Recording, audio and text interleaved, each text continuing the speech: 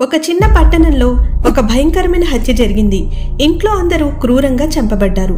బేస్మెంట్లో ఒక యువతి శవం దొరికింది.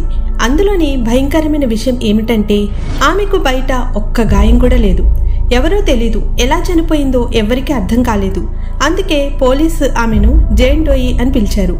అయితే ఆమె శరీరంలో దాగి ఉన్న రహస్యాన్ని ఎవరు వెలికి తీస్తే వాళ్ళకే అది చివరి చావు అవుతుంది.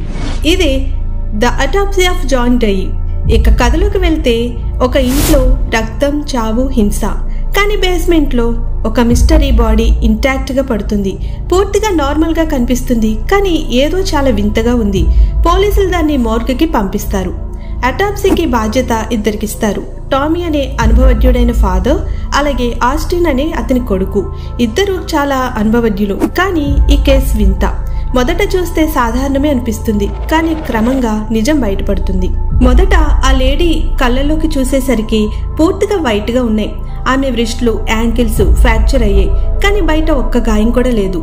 టంగ్ లేదు, కానీ రక్తం కూడా లేదు. ఇదెలా సాధ్యం? వాళ్ళకి ఒకే ప్రశ్న, అసలు ఇది ఏం శరీరం?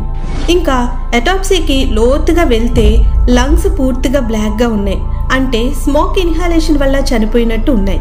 కానీ ఆ ఇంట్లో ఎక్కడ ఫైర్ యాక్సిడెంట్ జరిగిన ఆనవాళ్ళు కూడా లేదు, అండ్ ఫైర్ యాక్సిడెంట్ జరగలేదు. ఇంకా షాకింగ్ గా స్టమక్ లో ఒక పువ్వు దొరుకుతుంది.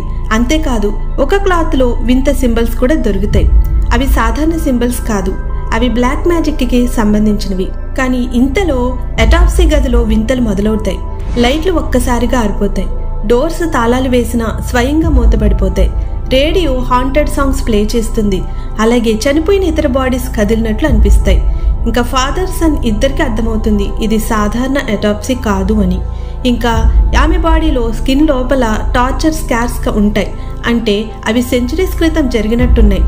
ఇంకా ఆ క్లాత్ పై ఉన్న సింబల్స్ మీనింగ్ ఫైనలీ అర్థమవుతుంది. సాలెం విచ్ ట్రయల్స్ సమయంలో ఒక ఇన్నోసెంట్ గర్ల్ ని బ్లేమ్ చేశారు. ఆమెను భయంకరంగా టార్చర్ చేశారు. ఆపై బ్లాక్ మ్యాజిక్ వేసి శవంగా మార్చేశారు.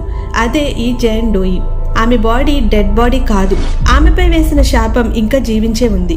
ఇంకా కర్స్ పెరుగుతూ ఉంది. వాళ్ళు ఎంత ఎక్కువ సీక్రెట్స్ రివీల్ చేస్తే అంత ఎక్కువ అటాక్స్ అక్కడ జరుగుతాయి. ఇంకా టామీ ఒక పెద్ద నిర్ణయం తీసుకుంటాడు. తనను తానే బలి ఇస్తాడు. ఇలా చేస్తే ఆ శాపం ఆగిపోతుందని అతను నమ్ముతాడు. కానీ అలా జరగలేదు.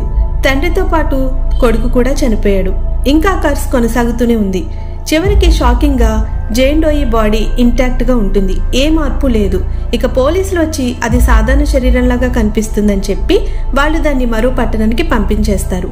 అంటే శాపం ఇంకా కొనసాగుతూనే ఉంటుంది. జేన్ డోయి శరీరం ఎక్కడికి వెళ్ళినా అక్కడ వాళ్ళకి అదే భయంకరమైన పరిణామం జరుగుతుంది. ఆ శాపం ఎప్పటికీ ఆగదు. ఇంకా ఇలాంటి వీడియోస్ కోసం మన ఛానల్ని సబ్స్క్రైబ్ చేయండి. Thanks for watching.